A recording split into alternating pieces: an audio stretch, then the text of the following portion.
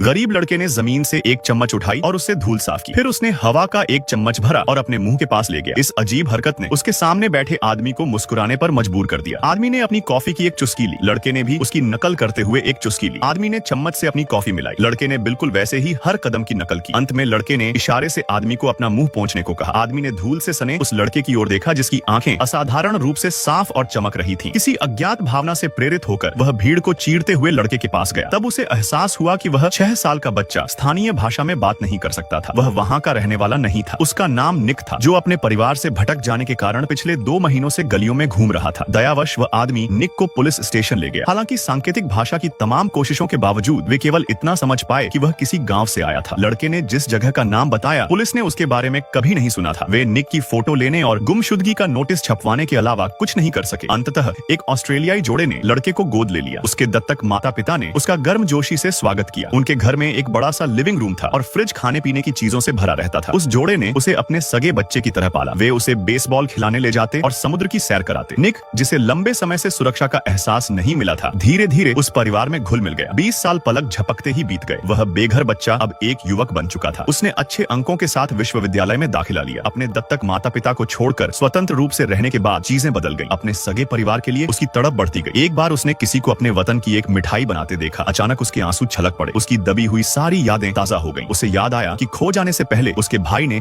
घर पर मिठाई लाने का वादा किया था। अब वह एक स्थिर और समृद्ध जीवन जी रहा था। फिर भी उसे पता नहीं था कि उसका परिवार कहाँ है। निक ने गुपचुप तरीके से अपने गृहनगर की तलाश शुरू कर दी। उसने 20 साल पहले की ट्रेनों की गति पर शोध किया। उसने तय की गई दूरी का एक मोटा अनुमान लगाया। उसने हिसाब लगाया कि उसका गृहनगर संभवतः 1600 किलोमीटर दूर था। इसके बाद जिस स्टेशन पर वह उतरा था, उसे केंद्र मानकर उसने एक सर्च रेडियस का नक्शा तैयार किया। उसने 1 साल तक उस पूरे इलाके की छानबीन